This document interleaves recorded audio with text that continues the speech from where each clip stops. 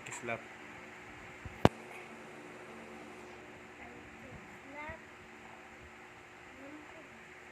Ang kislap ng watawat. Tagumpay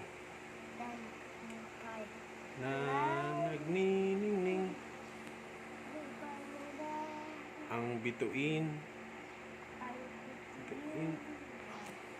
You read it.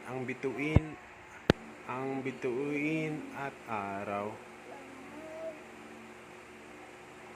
Ang bituin at araw. You read it here. Ang bituin at araw. May